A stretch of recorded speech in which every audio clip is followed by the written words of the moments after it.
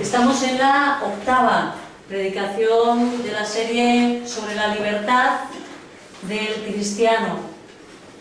Es una serie que comencé, ¿no?, con la intención de que entendamos bien para qué hemos sido hechos libres, qué implica esta libertad en nuestras vidas. ¿Por qué? Por lo de siempre, porque tenemos la tendencia a pensar de que quizás Cristo murió por nosotros, se llevó nuestra culpa, nos ha liberado y ahora nosotros podemos hacer lo que queramos. ¿Será esto así?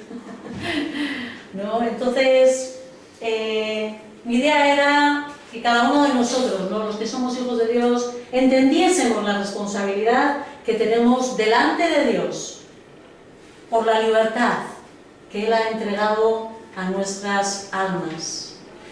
Y hemos ido viendo cómo Jesucristo, a través de su sacrificio en la cruz y a través de su vida obediente bajo la ley, porque Él vino y se sometió bajo la ley, nos hizo libres de la culpa. Fue la primera parte que nosotros vimos, ¿no? Ya no tenemos deudas pendientes con Dios, hemos cumplido con el juez, ¿sí? Hemos sido declarados justos. ¿Por qué? ¿Nosotros fuimos justos acaso? No, ni mucho menos, ¿no? Pero Jesucristo fue justo por nosotros. Llevó el castigo que nuestra culpa merecía y cumplió cada una de las cosas que la ley demandaba a los hombres, las cumplió para ponerlas a nuestro favor, ¿no? También vimos cómo hemos sido liberados no solo de la culpa del pecado, esa condenación, sino además del dominio, del control que el pecado tenía sobre nosotros. Antes vivíamos, y toda persona que no conoce a Jesucristo, que no ha sido libre, está bajo el dominio del pecado. Decíamos hoy, leía justo José Ignacio, ¿no?, un salmo donde dice: no hay quien haga lo bueno, no hay quien busque a Dios. Esto es así, ¿por qué? Porque el hombre está bajo el dominio del pecado, no tiene la capacidad de buscar lo bueno por sí mismo. No hay quien busque a Dios. No es algo que brota de nuestro corazón. Haremos cosas de buena voluntad, ¿verdad?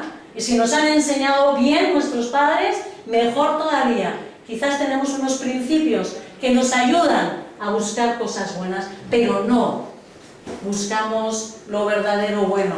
¿Por qué?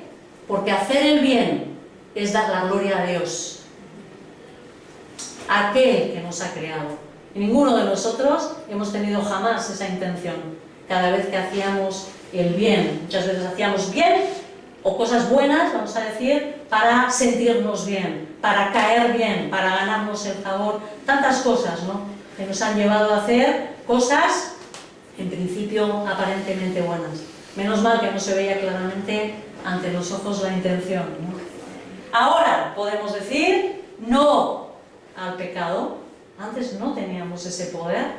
Ya no tenemos que elegir entre lo malo y lo peor. Ahora podemos escoger lo bueno. Ahora podemos escoger lo que le agrada a Dios, ¿sí? Hemos salido, decíamos que antes vivíamos como un reino, ¿no? Según la ilustración de Pablo, él hablaba como de un reino cuyo rey era el pecado, ¿no? Y hemos sido liberados, hemos sido liberados de esa tierra a otro reino, ¿no? Además de esto, Dios ha puesto un corazón nuevo en nosotros.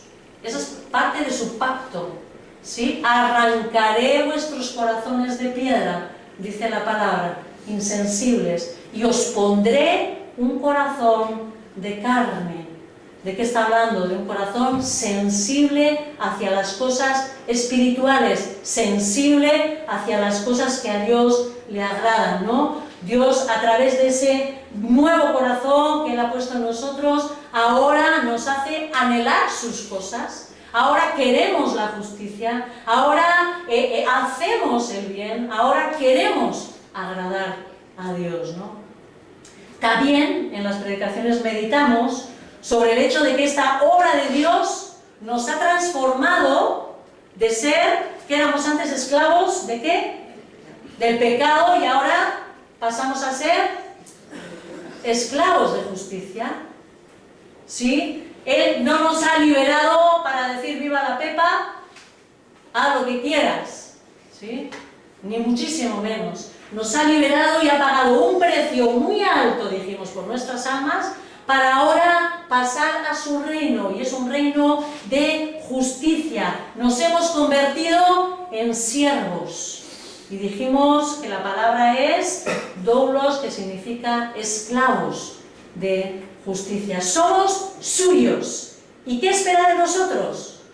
Buenas obras. Para eso nos ha rescatado, no para hacer lo que nos dé la gana, ¿no? Sino para hacer buenas obras, para que practiquemos sus atributos. ¿Cuáles son los atributos de Dios que te vienen a la mente? Hoy hemos visto uno.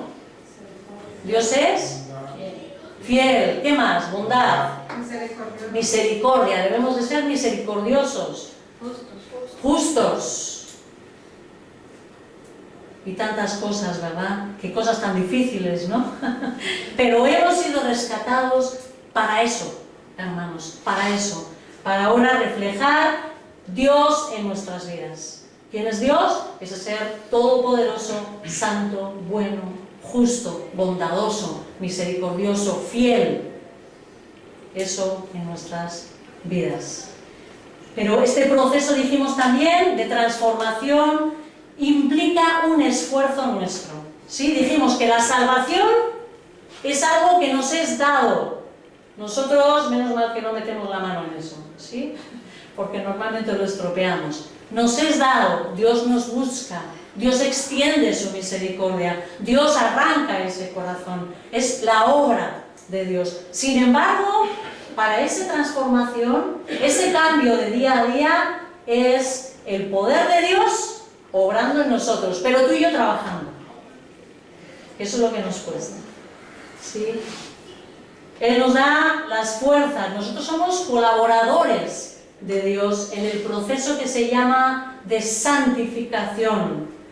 ¿Sí? Dice la palabra en Filipenses que Él produce en nosotros tanto el querer como el hacer. Ambas cosas las produce, ¿sí? Nos da ese deseo y también nos da las fuerzas para hacer. ¿Pero quién lo tiene que hacer? Nosotros, ¿sí? Ahí nosotros tenemos que esforzarnos. Y hablamos además de que esto era una dura batalla. Tenemos que luchar contra la influencia del pecado. El pecado no nos domina, pero nos influye y mucho. ¿Es verdad o no? ¿Cuántas cosas que todavía teníamos en el pasado? De algunas fuimos hechas libres, así, pero de muchas otras están ahí. Y nuestra tendencia en nuestro corazón y nuestra naturaleza todavía desea a veces esas cosas. La influencia está ahí, pero ahora tenemos la posibilidad de decir que no, ¿no? Y hablamos de una estrategia, entramos, ¿no?, en esas predicaciones en una estrategia para luchar contra el pecado, ¿no? La primera cosa que dijimos que teníamos que hacer, algunos teníais notas, ¿os acordáis que tenemos que hacer en primer lugar? Nos animamos a analizarnos para descubrir nuestro propio pecado, ¿sí? Nos dijimos que teníamos que ser muy honestos y pedir ayuda al Espíritu Santo para que nos revele nuestro pecado. Nos quedamos asombrados cuando es Dios el que nos revela nuestro pecado, porque hay veces que nuestros corazones se sienten buenos cuando nos comparamos con otras personas, pero no es con otras personas con las que nos tenemos que comparar. ¿Con quiénes? ¿Cuál es nuestra meta? Jesús es nuestra meta. Y qué lejos estamos, ¿eh? Y qué lejos estamos. Entonces, tenemos que analizarnos. Yo os animaba a hacer una lista de las cosas que el Espíritu Santo os trajese a vuestra mente en este tópico. Mi boca, mi actitud, mi falta de esfuerzo, yo qué sé, cada uno tiene lo suyo, mis ojos, ¿no? Que me llevan, ¿no?, a lo que no debo, yo qué sé, tantas cosas. Esos placeres, el cigarrito, el alcohol, ¿no?, yo qué sé, lo que sea, ¿no?, que cada uno sabe lo que tenga, ¿no?, en su vida, ¿no? Y hacemos una lista con todo eso. El segundo paso que vimos fue, la semana pasada, era comprometernos con Dios. Y dijimos claramente de que el compromiso tenía que ser con Dios, no con un estilo de vida moral. Muchas personas tienen un estilo de vida moral. Yo siempre os he dicho que mi padre me ha enseñado, mis padres me han enseñado muy bien muchas cosas, la fidelidad, la palabra, etcétera, etcétera, tantas cosas buenas, pero no es a eso a lo que nos tenemos que comprometer. La idea no es dar una imagen ante los demás, la idea no es parecerme a este hermano que tiene buena fama, no. ¿Nuestro compromiso con quién es? Con Dios, con Dios. A Él sí que no podemos timarle, porque ve nuestras intenciones, porque ve lo que ningún otro ve, ni siquiera ni tú ni yo vemos que hay verdaderamente en nuestro corazón, ¿no? En este compromiso debíamos determinar que no hubiera excepciones. Y esto sí que es duro, ¿eh? No sé si alguno lo habéis meditado, si estáis haciendo los pasos, confiando en Dios, que os sirvan de verdad, pero mirar vuestros pecados y determinar delante de Dios: Señor, voy a luchar, dijimos, con todas nuestras fuerzas. Y hablamos de luchar como si se tratase de vida o muerte. Yo tiemblo cada vez que lo digo, ¿eh? Porque yo soy la primera que todavía voy a Dios a decirle: dame esa determinación, dame, Señor, esa determinación. Quiero sentir el poder de decir: hasta aquí, no más, no vuelvo a caer. Y además os dije, ¿no?, que sabíamos que íbamos a caer, pero nuestra meta siempre tenía que ser la máxima, ¿sí? Vida o muerte, como si estuviéramos en una batalla. Pero no solemos hacer así. No solemos hacer así, hermanos. ¿Cuánto nos falta en santidad? Mucho. ¿De quién es la responsabilidad? Nuestra. Nuestro compromiso no suele ser en todo momento y todos los pecados. Normalmente decimos, como decíamos hablando una vez de dietas, mañana empiezo. Eso suele ser lo típico, ¿no? Bueno, hoy voy a comer mucho, que mañana empiezo. Y con el pecado muchas veces igual, ¿no? Señor, ya estoy otra vez, perdona, mañana, ¿no? O quizás, mira, en esta circunstancia se me ha escapado, pero perdona, bueno, tú ya ves, no, mañana no vuelvo, ¿no?, a pecar. Y eso era un gran error, porque así lo vamos posponiendo toda nuestra vida, ¿no? Y os animé a hacer compromisos concretos. No sé si os acordáis que leímos unas declaraciones de un hermano, Jonathan Edwards, unas resoluciones en su vida de determinar cosas en su vida, o sea, de hoy en adelante, por la gracia de Dios, determino, y lo que sea, ¿no? No volver a abrir más el ordenador para ver pornografía. Y lo hago, ¿sí? A por ello, ¿no? No voy a volver, yo qué sé, a perder el tiempo con las telenovelas. Y lo hago, ¿sí? Pero como determinación, ¿no? Era el ánimo. Hoy vamos a hablar de un tercer paso en esta lucha. Y sería, para los que estáis tomando también, ¿no?, apuntes, convencernos de la verdad. El tercer paso es convencernos de la verdad. Es imprescindible que reconozcamos que existe una verdad absoluta y que esa verdad es Dios. Está en Dios. Necesitamos estar firmemente convencidos de que la Biblia es la revelación de esa verdad.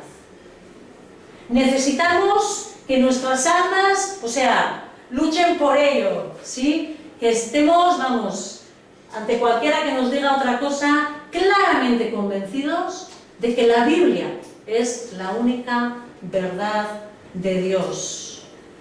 ¿Por qué? Porque si nosotros no estamos convencidos de que los mandamientos de Dios son buenos, son justos, son lo mejor para nuestra vida, para cualquier persona, ¿qué vamos a hacer? Guiarnos, ¿por qué? ¿Por qué nos guiamos si no tenemos la palabra? Si yo no reconozco que la palabra es la verdad absoluta, ¿por qué me puedo guiar? Por experiencias de mi vida, por lo que me diga el vecino, porque alguien vendrá a decirte su verdad, por lo que piensas, por lo que sientes en ese momento.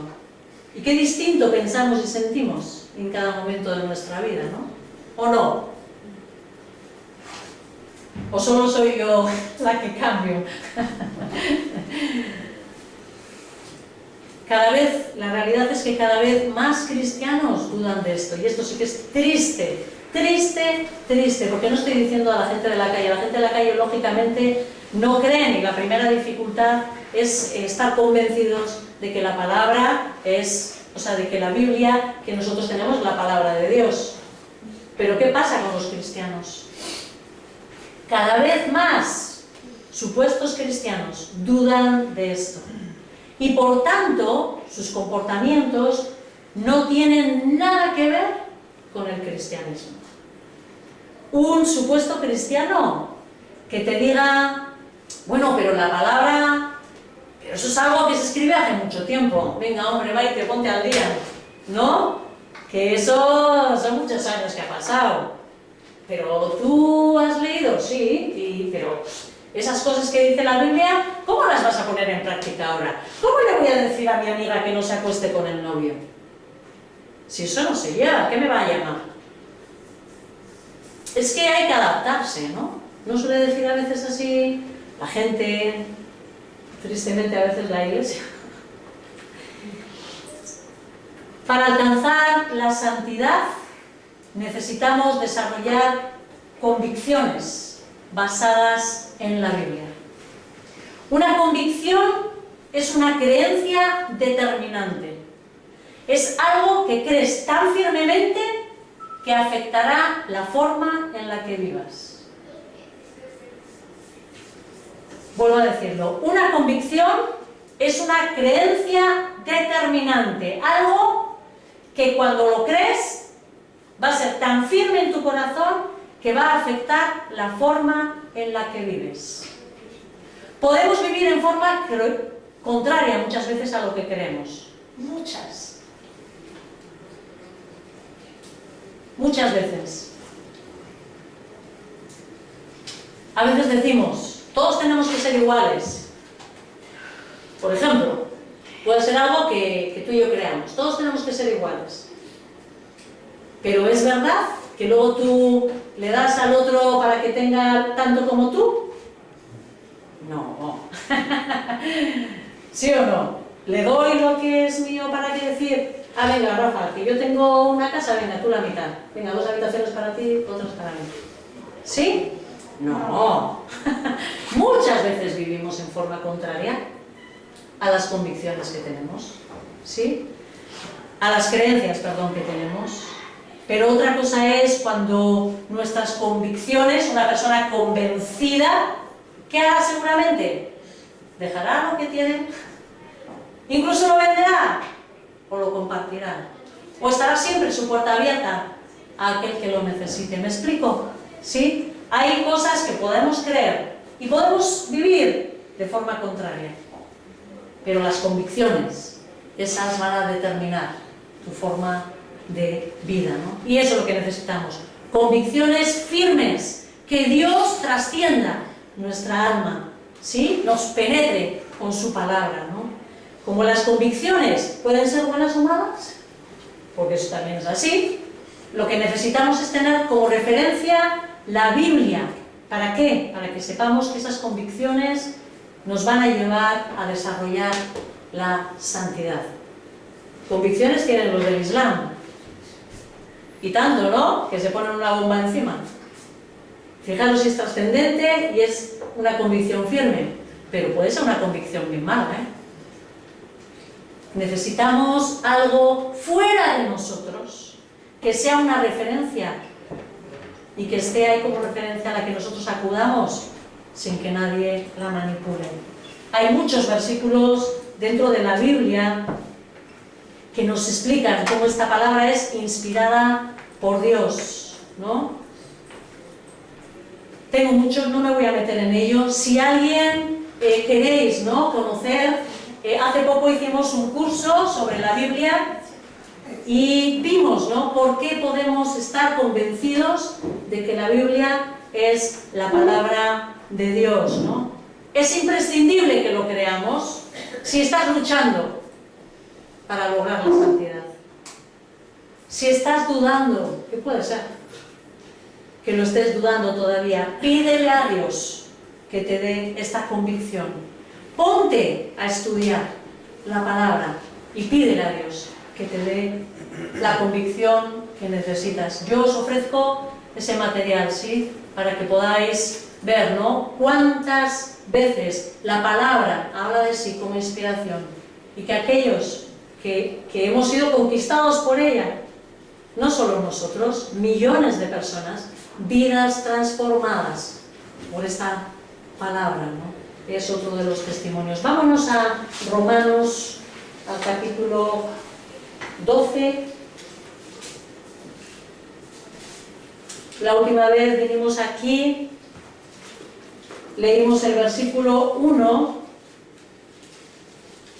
y ahí nos dábamos cuenta, ¿no?, en esta exhortación de Pablo a los romanos, que tomando en cuenta la misericordia de Dios, es decir, basados en lo que Dios ha hecho, esa obra que hoy hemos estado cantando, ¿no?, misericordiosa, su propio Hijo, para pagar nuestra culpa, tomando en cuenta las misericordias de Dios, dice: os ruego que cada uno de vosotros en adoración espiritual ofrezca su cuerpo como sacrificio vivo, santo y agradable a Dios. Era lo que habíamos hablado. Hoy nos vamos a ir, no hemos sido exhortados a ser ese sacrificio, a esa disposición de ser esos siervos. Pero ¿qué pone en el versículo 2? El versículo 2 dice: no os amoldéis al mundo actual, sino sed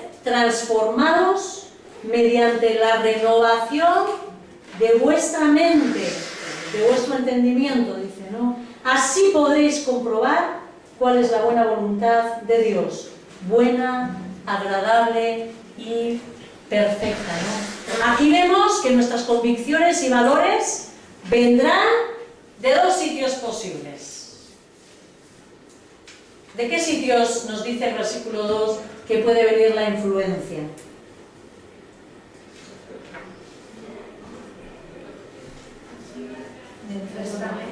De nuestro entorno, del mundo actual,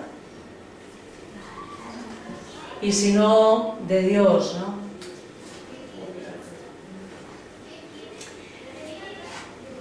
Siempre, siempre, todos y cada uno de nosotros vamos a estar influenciados o bien por el mundo o bien por la palabra de Dios. Necesitamos renovarnos por medio de la palabra de Dios. Si vamos manteniendo quizás en Romanos al Salmo 1, tenemos precisamente un canto a ese hombre sabio, temeroso de Dios, ¿no?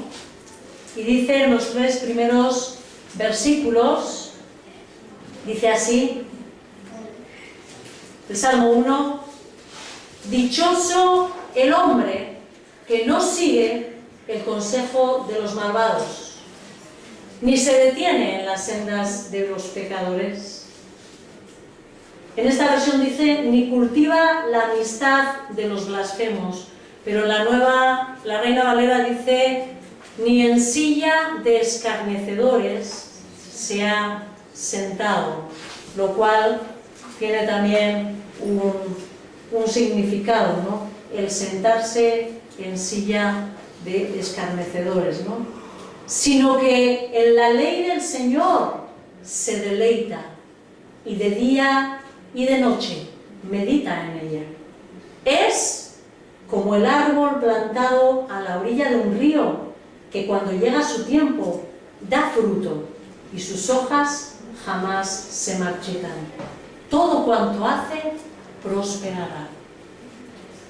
La persona que escucha los consejos malos, la persona que practica la maldad, dice que anda en los caminos de pecadores, o la persona que se deja influir, aquel que tiene poder e influencia, esto de sentarse en silla de escarnecedores, normalmente la palabra habla de aquellos que enseñan. ¿Os acordáis Jesús cómo habla el que se sienta en la cátedra de Moisés? Habla como aquellos que tienen autoridad para enseñar a otros, ¿no? Y escarnecedor es aquel que se burla, ¿no? Probablemente está hablando de personas que tienen poder, influencia, autoridad, ¿no? Y que tienen, además, se dedican a influir a otros para pecar. ¿Conocéis a gente que tiene influencia y que además alienta a otros al pecado?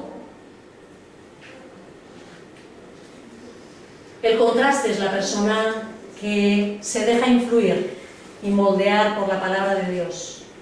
Dice la Biblia que se deleita en ella, que medita en ella. Nosotros los creyentes estamos siendo influenciados en la mayoría de los casos por ambas cosas. Por la sociedad con sus esquemas y su forma de pensar, y por la palabra de Dios, ¿no? Porque solemos abrir la palabra, ¿verdad, hermanos? De vez en cuando. Como nos muestra el salmista, nuestra actitud hacia la palabra y el tiempo que pasemos pensando en ella va a determinar lo que más va a influir en nuestra mente. ¿Cómo piensas? Eso va a ser determinado por el tiempo que tú te pongas delante de la palabra del Señor. Ahora mi pregunta es hoy, ¿cómo ves la ley de Dios? No me contestes, pero díselo a Dios. ¿Cómo ves la ley de Dios? ¿La ves como santa, justa, buena? ¿O es una carga difícil de llevar? Un libro lleno de muchas normas difíciles de cumplir.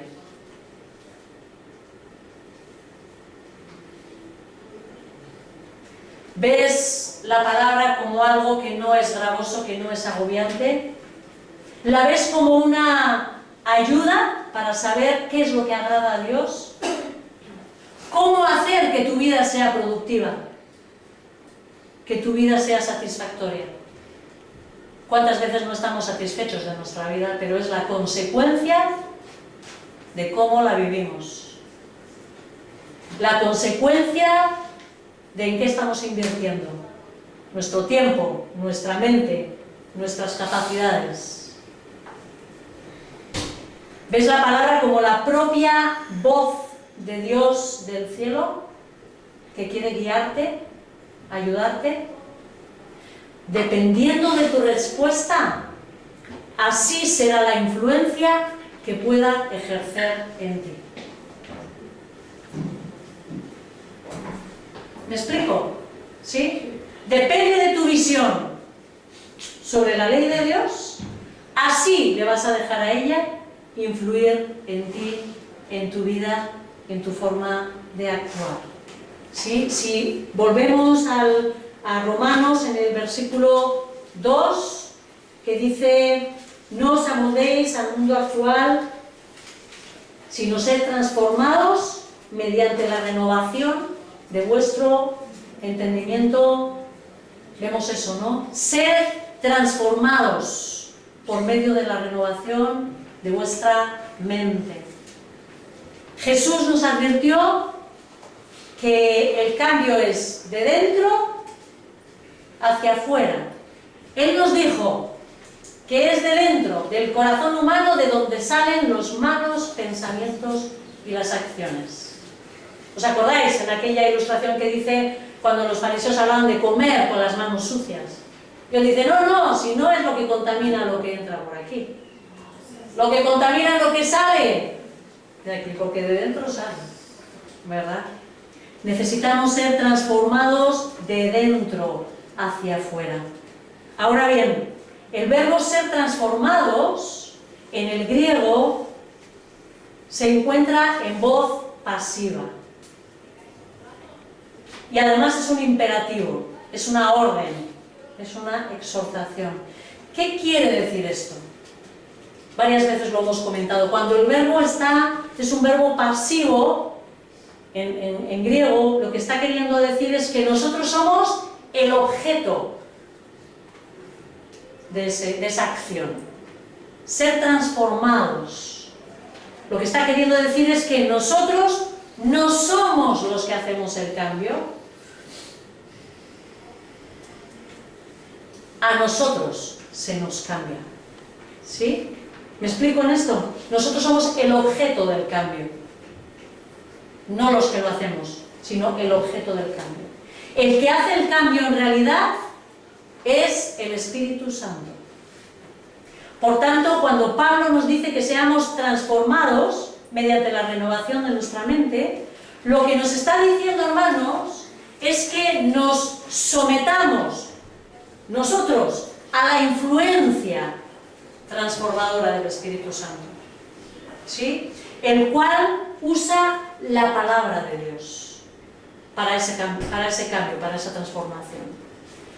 Me estaba viniendo la imagen como, igual es una tontería, pero como cuando tú quieres estar moreno, morena, y no es verano, o siendo verano, me venía la imagen de cómo nosotros nos ponemos bajo la influencia de los rayos, de esos rayos uva o como se llama, ¿no?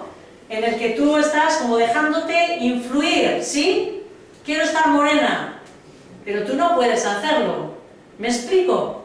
¿Sí? Algo así es lo que nosotros tenemos que hacer con la palabra. Lo que el Espíritu Santo nos está diciendo es que nosotros vengamos a ser influidos, pero que nosotros nos sometamos a la palabra para que ella nos pueda influir. ¿Sí?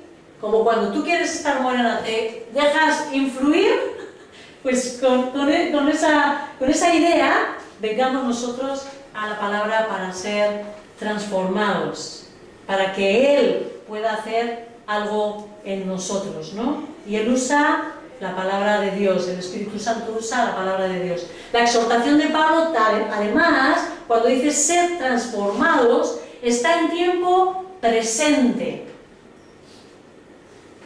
Lo cual significa que es algo que tiene que ocurrir constantemente, siendo transformados. Ahora, ¿cuándo? Ahora, mañana, ahora, ¿sí? Pasado, ahora. Es algo que tiene que estar ocurriendo continuamente. Y nosotros exponiéndonos a la palabra para ser transformados cada día de nuestra vida. La verdad es que no solo nuestros pensamientos y el entendimiento necesitan ser cambiados, sino también nuestros afectos, nuestra voluntad. Pero todo va a comenzar con el entendimiento. Cuando comprendamos la verdad, empezaremos a amarla. Cuando nos expongamos a la verdad, empezaremos a ser conquistados. Y Dios cambiará, irá cambiando el corazón, nuestros sentimientos y luego nuestra forma de actuar. Hay varias cosas que nos dice el Salmo. Si queréis nos vamos otra vez al Salmo 1.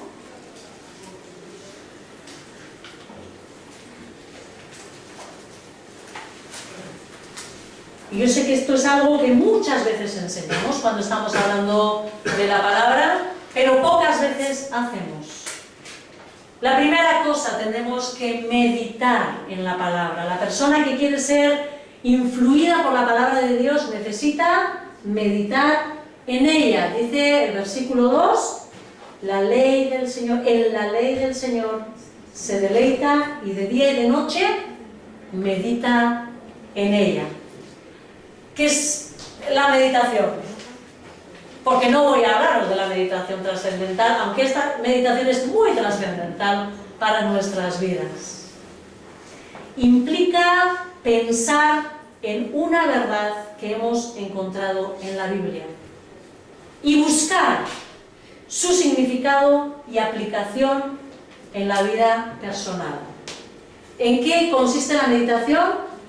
Cuando nosotros encontremos una verdad en la palabra, nos exponemos a ella, ¿no? Tomamos la palabra, la leemos, encontramos una verdad, la tomamos, la pensamos, buscamos su significado, ¿esto qué quiere decir? Y después, siguiente paso, le buscamos la aplicación. ¿Cómo pongo yo esto en práctica en mi vida? ¿Cómo influye esta verdad en mi vida? El objetivo de la meditación debería de ser el hacer, el cumplir los mandamientos, la enseñanza que he encontrado, ¿no? Por eso, cuando meditemos, reflexionaremos sobre nuestra propia vida. Aquí está la unión con esa reflexión que hemos hecho antes. Esa reflexión que el Padre nos ha llevado en estas semanas anteriores a decir, ¿cuál es mi pecado? Ahora la voy a confrontar con la verdad, ¿no? Reflexionaremos en nuestra propia vida para determinar si nuestro carácter y conducta personal se ajusta a lo que estamos meditando. En el Salmo 119, 59 dice: me he puesto a pensar en mis caminos y he orientado mis pasos hacia tus estatutos. ¿Sí? Me he puesto a meditar en mis caminos y oriento mis pasos hacia tus estatutos. Leemos la palabra, meditamos en qué forma estoy viviendo lo que he aprendido y luego me arrepiento de ese mal y corrijo lo que hago. ¿Sí? Leí un artículo, sinceramente, que me encantó, sobre cómo orar la palabra de Dios. Muchos de nosotros, yo sé que Dios nos puso en nuestro corazón, hubo un tiempo que mi corazón decía: Señor, enséñame a orar, y yo sé que a unos cuantos hermanos les he escuchado lo mismo: Señor, enséñanos a orar. Queremos aprender cómo hacerlo correctamente. Y me encontré este artículo que hablaba sobre cómo orar la palabra de Dios. El artículo animaba a esto: tomo la Biblia, me expongo a ella, leo, ¿sí? Por ejemplo, dichoso el hombre que no sigue el consejo de los malos y se detiene en la senda de los pecadores, ni cultiva la amistad con los blasfemos. Un versículo. Me quedo meditando. ¿Qué he aprendido? Cuidado con los malos consejeros, ¿verdad? ¿A quién estoy escuchando yo el consejo? Empiezo a pensar. ¿Quién es mi amistad que normalmente me dice las cosas como tengo que hacer? ¿Tengo algún amigo? ¿Alguna amiga? ¿Cree en Dios? ¿Su corazón dónde está? ¿Es la tele? ¿Quién me influencia? ¿El Facebook? ¿De dónde tomo mis consejos? ¿De toda la gente que me escribe en el WhatsApp? ¿Sí? Hago mi meditación. Y me quedo el día pensando en eso. Me voy a la oración. Señor, ayúdame, tráeme a la mente quiénes son mis consejeros. Os estoy poniendo un ejemplo, así tal cual, según aparece aquí. Yo qué sé, ¿no? Si te viene alguien. Señor, ¿pero esa persona es adecuada para mí? El Espíritu Santo te lo va a decir rapidito. Imagínate que te dice que no. Que el consejo que ayer escuchaste fue malo. ¿Te lo puede decir? ¿No? Y empiezas tú a decir: ayúdame, ¿no, Padre? Y entonces paso a otras personas. Me acuerdo de Rafa, el Espíritu Santo me trae a Rafa. Señor, ayuda a Rafa a que tenga buenos consejeros. Padre, pon en su vida... ¿Me explico? y tomo esa palabra, esa cosa que he aprendido, la medito y comienzo a aplicarla para mi vida, para la vida de los demás, ¿sí? Y de esa forma convierto mi tiempo de oración en deleitoso. Empiezo a dar vueltas, ¿qué es eso? ¿Sí? ¿Me explico? Eso es orar la palabra. A mí me encantó la forma del consejo, ¿no? que nos daban. El salmista además nos dice que meditemos la palabra, ¿cuándo? De día y de noche. Jolín, pero tenemos tantas cosas que hacer. Se estará refiriendo a estar continuamente con la palabra abierta, ¿no? A veces como hacen los fariseos, colgándose aquí los rollitos y la palabra, ¿no? Como que están meditando en ella, cerca de su mente. No. La expresión lo que quiere decir es que sea algo que lo hagamos habitualmente, constantemente, ¿sí? Con constancia. Cuando puedes pensar en cualquier cosa, piensa en un tiempo en el que no estás ni atendiendo a la abuelita, a la que cuidas, ni... Hay veces igual en la limpieza de la casa, ¿cuánto tiempo para la mente, no? Cuando puedes pensar en cualquier cosa que se te antoje, ¿en qué piensas? ¿Piensas en tus problemas? ¿Entras en una discusión mental con alguien? Pues esta me la vas a decir, y te imaginas la conversación, y yo le digo y él me dice, y bueno, y qué bien hablamos además en esas conversaciones mentales que tenemos, ¿es verdad o no? Y yo se lo dice, Señor, pero luego cuando estoy delante de la persona no le digo nada, ¿no? Pero esta, ¿cómo funciona, no? Y lo vives, ¿no? Y le voy a decir, y luego me dirá, pero seguramente y te montas todo un lío mental, le das ahí, ¿no? Te pones a pensar en cosas igual que no deberías. Hombres, cada vez tenéis la mente tan rápida, además de los ojos. Pensar es nuestra actividad más constante. Nuestra ocupación continua son nuestros pensamientos. ¿Es verdad o no? Ni de noche. A veces ni de noche. No paramos. ¿Cuántas veces esos sueños están influidos, ¿verdad? Por nuestros temores y nuestros pensamientos o cosas que hemos vivido. Nunca estamos libres de ellos, pero podemos escoger la dirección y el contenido de nuestros pensamientos. A eso sí estamos llamados. Meditar es una disciplina. Y esa palabra conlleva esfuerzo, siempre lo hemos dicho. Debemos comprometernos y hacerlo en vez de escoger, no sé, oír la radio. ¿Qué sueles hacer cuando hay un poco de silencio? ¿Cuánto nos molesta el silencio? ¿Os habéis dado cuenta alguna vez? ¿Os molesta el silencio o no? ¿Os gusta estar en silencio? ¿Os molesta? ¿Qué hacemos rápido? ¿La radio? ¿La tele de fondo? ¿Sí? Hay veces que aunque sea para que haya ruido en la casa, ¿no? ¿El qué? Si vas a dormir mejor.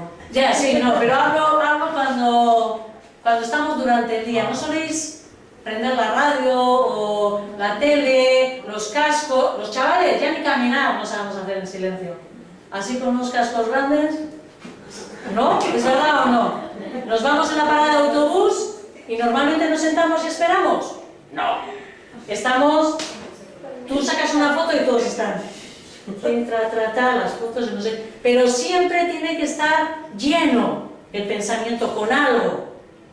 No calmamos, no paramos, no nos gusta el silencio, ¿no? Hay veces que deberíamos incluso apagar la música para poder meditar. Os confieso, yo hay veces, yo tengo mucha costumbre de ponerme igual clases, predicaciones, y voy escuchándolas, ¿no? Me gusta cuando voy caminando. Pero muchas veces tengo que preguntarle al padre, no siempre se me enciende el MP3. Y cuando ya le he dado 2 veces y no se me enciende, digo, igual no me lo tengo que poner.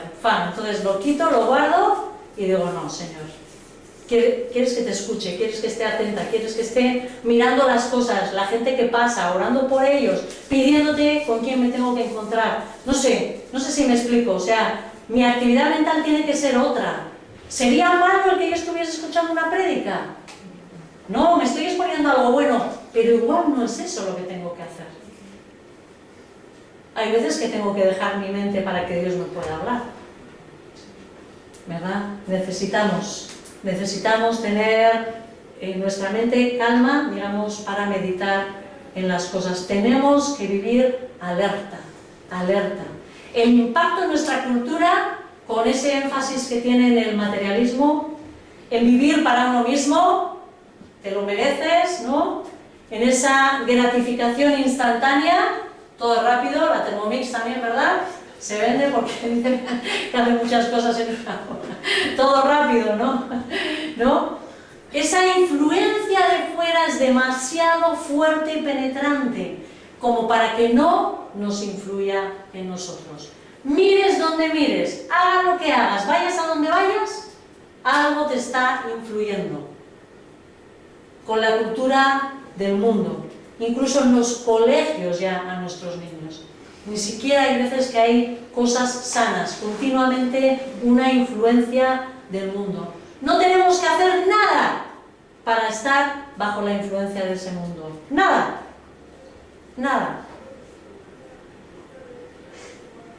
Porque mires donde mires, algo te vas a encontrar. Carteles, si pones la radio mensajes, si pones la tele otros mensajes, los ojos, si enciendes el internet más mensajes, si escuchas en el parque otro montón de mensajes, estés donde estés, todo continuamente te va a influenciar. Sin embargo, si queremos estar bajo la influencia de la palabra de Dios, nos tenemos que esforzar mucho, nos tenemos que comprometer y nos tenemos que disciplinar. Para lo otro, no te esfuerces, que viene. Pero si quieres ser una persona influenciada por la palabra de Dios, esfuérzate. La segunda cosa que podemos hacer es estudiar las Escrituras. Necesitamos esforzarnos por entender cada día más la palabra. Por ello tenemos que acercarnos a ella con humildad, reconociendo que nuestro entendimiento es incompleto y a veces equivocado. Nadie tiene la verdad absoluta. Nadie puede decir, yo estoy convencida de las cosas que creo, pero sé que en algo seguro que me estoy equivocando. Y entonces, con ese pensamiento me tengo que acercar a la palabra de Dios. Debe de ser, y tenemos que pedir al Espíritu Santo que sea Él el que nos enseñe. Independientemente de todo lo que sepamos o entendamos, la palabra siempre tiene más y más para revelarte sobre el conocimiento de Dios. Es increíble. Pero cuanto más estudies, cuanto más la leas, cuanto más sepas sobre ella, más te vas a dar cuenta de lo poco que sabes, de la grandeza de Dios, de los misterios increíbles que hay en esa palabra, que más y más deberíamos de conocer. Cuando leemos la palabra, no lo hagamos solo para reforzar las opiniones propias que ya teníamos. Hay veces que nos acercamos y lo único que somos capaces de entender es lo que ya creíamos de antes. No dejamos que el Espíritu nos enseñe, ¿sí? No, por eso no nos puede dar nada nuevo, porque a veces creemos, ¿no?, que todo, que ya lo sabemos, aquello que oí en la predicación que me dijo, eso es lo que tiene que poner, ¿no? Y hay veces que te encuentras con que no. Igual la persona que predicó se equivocó. Dile al Espíritu Santo que sea quien te enseñe. Y si encuentras cosas dudosas, pues pregunta, ¿no? Hay veces igual que descubres cosas interesantes, u otras que luego reflexionas más, igual es un error. Pero es bueno que reflexionemos, es bueno que pensemos, que meditemos. La pregunta es, nuevamente, ¿qué valor estás dando a la palabra? ¿La escudriñas como si estuvieras buscando tesoros escondidos? ¿O la lees y la estudias únicamente porque sabes que hay que hacerlo, por si igual Maite lo pregunta en la predicación y me ha pillado, o en la célula, ¿verdad? ¿Verdaderamente dependemos del Espíritu Santo cuando nos acercamos a ella? ¿O estamos confiando en nuestro propio intelecto? Porque hay veces que nos confiamos en la capacidad que tenemos, ¿no? Yo soy listo, ¿no? Yo ya he escuchado tanto estos, he escuchado tantas predicaciones, que ¿qué me vas a enseñar de nuevo? Cuidado, cuidado con eso, ¿no? El mucho conocimiento, que dice la palabra, que envanece. El conocimiento por sí mismo envanece. ¿Te sientes orgulloso de tu conocimiento superior, de la verdad bíblica? ¿O más bien te humillas cada vez que descubres la palabra por la falta de obediencia que hay en tu vida? Porque a veces cuanto más lees, más vergüenza te da, ¿eh? Porque más sabes y más culpable eres. Y más te das cuenta de lo poco que haces. El objetivo no es simplemente adquirir más conocimiento, sino llegar a desarrollar convicciones, lo que estamos diciendo, convicciones fundamentadas en la Biblia, mediante las cuales debemos de vivir. Otra de las cosas que nos invita el Salmo es a memorizar la palabra. El salmista dijo: en mi corazón he atesorado tus dichos para no pecar contra ti. No podemos buscar la santidad de manera eficaz sin que la palabra de Dios esté guardada en nuestra mente, donde va a poder ser usada por el Espíritu Santo para ser transformados.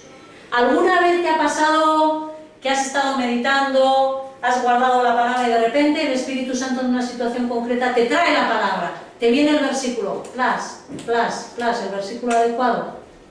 ¿Sí? Eso es porque has trabajado y has metido la palabra en tu mente, ¿sí? Debemos disciplinarnos para memorizar las Escrituras. Yo sé que ya no se lleva.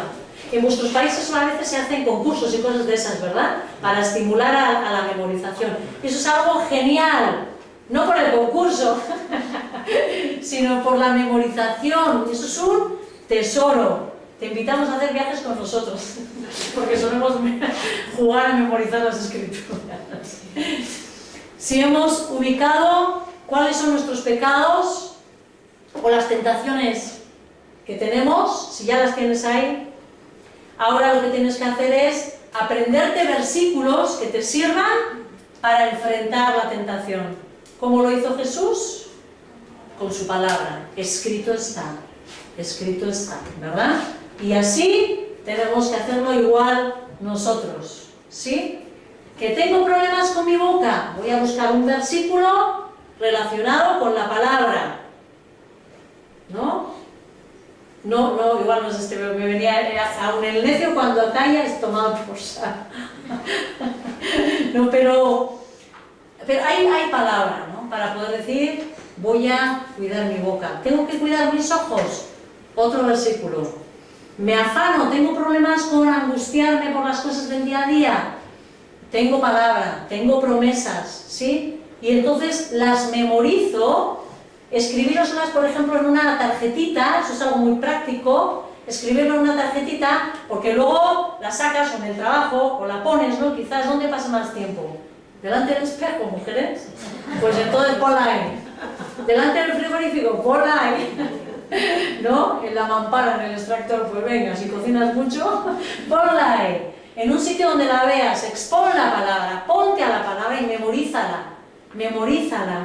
Haz el esfuerzo. ¿Para qué? Para que cuando estés en el momento de la tentación, le respondas con la palabra a la tentación.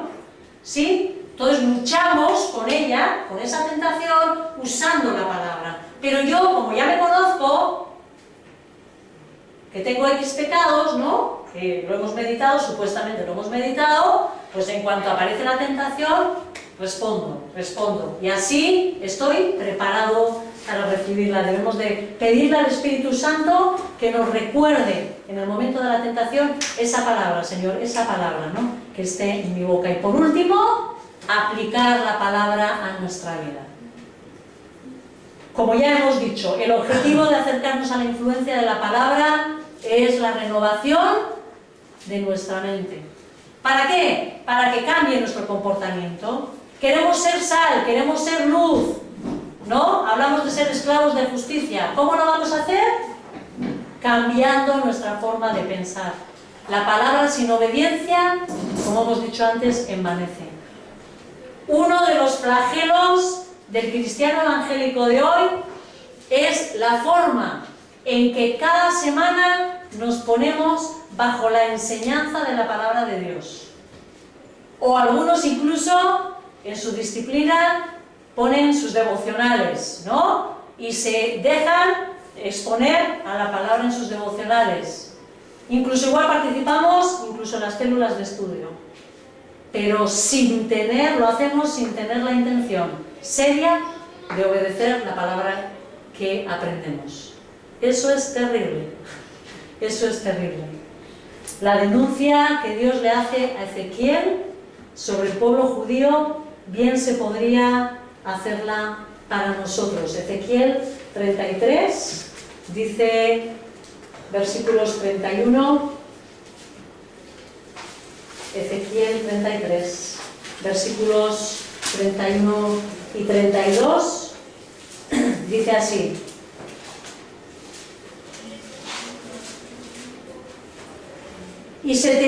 es Dios hablando de Ezequiel, se te acercan en masa y se sientan delante de ti y escuchan tus palabras, pero luego no las practican.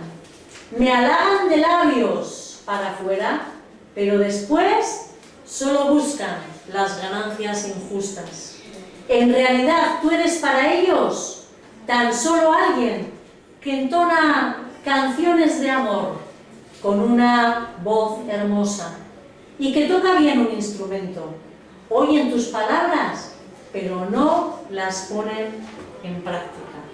A veces las predicaciones, a veces las meditaciones de los devocionales, a veces, no sé, los comentarios de la célula donde estamos hablando de la palabra no vienen a ser más que canciones de amor.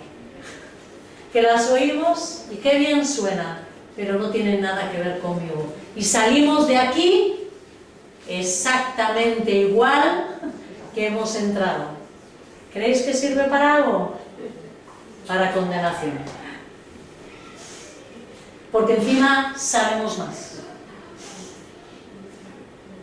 Sabemos más. Y tristemente eso es algo, un hábito creciente, ¿no? Cada vez más personas nos exponemos a la palabra sin ninguna intención de hacer caso de ella. Te animo, amigo, amiga, que tengas ese corazón a no hacerlo. Mejor determina el cambio, ¿no? No podemos desarrollar convicciones basadas en la palabra de Dios simplemente almacenando en nuestra cabeza conocimiento bíblico.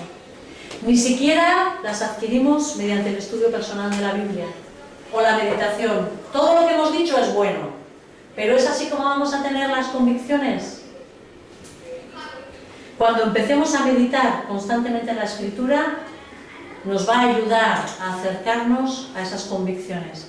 Pero las convicciones realmente se desarrollan cuando comenzamos a aplicar las enseñanzas bíblicas en la vida real. Lo que nuestro Dios nos ha enseñado no es para comentarlo, no es para saberlo, es para practicarlo. ¿Sí? Que Dios nos ayude a convencernos de que su palabra es la verdad absoluta. Si no estás convencido de eso, no te sirve para nada venir a una iglesia, por lo menos a esta. No te sirve para nada. ¿Por qué? Porque no vas a dejarte influir. Convéncete. Búscala. Mírala. Deja que Dios haga una obra en ti. Y entonces tendrás las fuerzas y la decisión de tu corazón firme de intentar agradar cada día más a Dios, de luchar por hacer lo que pone la palabra de querer ser más santos y agradables a Dios. ¿Sí? Señor, queremos darte gracias, oh Dios, ¿no? Porque tu palabra es verdad, Señor, yo estoy firmemente convencida de ello, Señor, porque lo he vivido, porque lo veo cada día, Señor, porque tu palabra ha transformado mi vida y cada día más puedo entender, ¿no?, quién eres tú y que yo soy polvo, ¿no?, igual que mis hermanos, Señor, ¿no?, criaturas nada más, oh Dios. Padre, ayúdanos a convencernos de que tú eres la verdad absoluta. Ayúdanos, Dios, y pon en nosotros un celo de exponernos a tu verdad para que tú nos puedas convencer del pecado que tenemos, convencer de la necesidad de arrepentirnos, convencernos, Señor, de que necesitamos de tu obra para poder tener una relación contigo. Convéncenos, Señor, convence nuestros corazones, en el nombre de Cristo Jesús. Amén, Señor.